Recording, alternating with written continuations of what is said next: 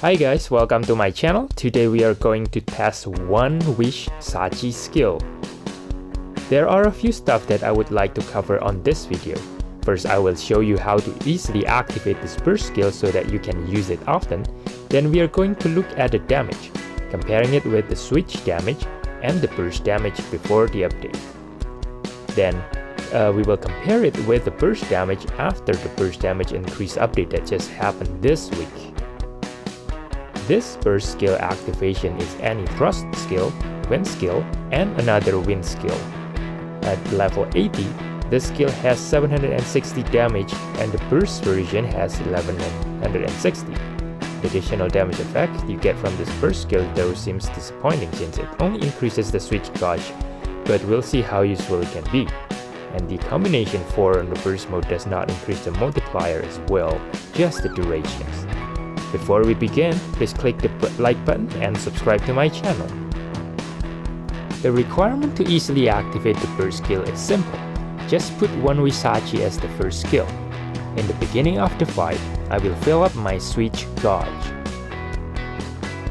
Then just use any skill, then One Wish Sachi, and then One Wish Sachi switch, and you are all set for burst. Since by the end of the switch animation your burst skill will be ready to use. And since the burst skill increases the switch gauge more after the switch, you will have half of your switch gauge already filled up. If you have another multi-hit skill, just use that skill then One Wish Sachi again, and then the switch, you are ready for another burst again. This is what I call unlimited burst works. And yes, it is a reference of Fate's Stay Night. Next, let's see how does the normal damage compare to the switch damage and the burst damage and see how strong the burst is. First, normal damage. On this merman it does 26,503. Next, we will test the damage on switch. 43,000, that's a huge increase. The switch damage is huge because One Wish Sachi has combination 4 that increases switch damage by 280%. You can check out my previous video to see how additional skill on active skill use the effect right away.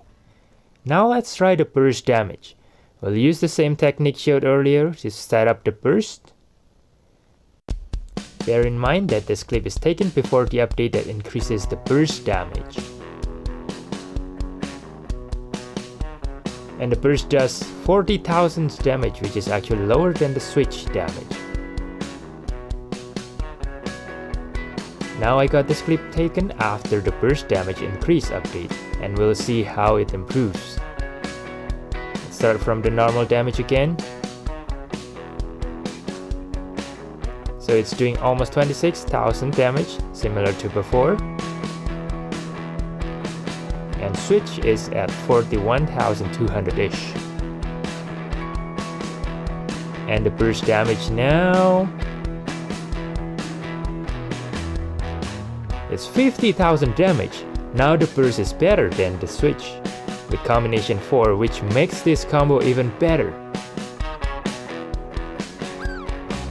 The unlimited burst work method that I showed earlier works really well, especially if you don't have any other wind spear skill like me. Otherwise, we will need to use 1-star spear wind skill to activate it, which will reduce our damage per second. Because Spear has weapon proficiency skill that reduces cooldown by 10%, making the burst available as soon as the switch animation is completed. Also, the big increase in switch gauge when using the burst skill really helps setting ourselves up for the next burst move. You can do the same thing with other burst skill that has the similar activation sequence, but it will not be as effective as this one. The burst damage increase update also make the unlimited burst work even more awesome. Before, burst damage is just like a weaker version of switch, but now it's worth doing all those sequence for extra damage and longer skill cooldown effect. That is for the video. Don't forget to subscribe for more SAO integral factor content, and bye bye.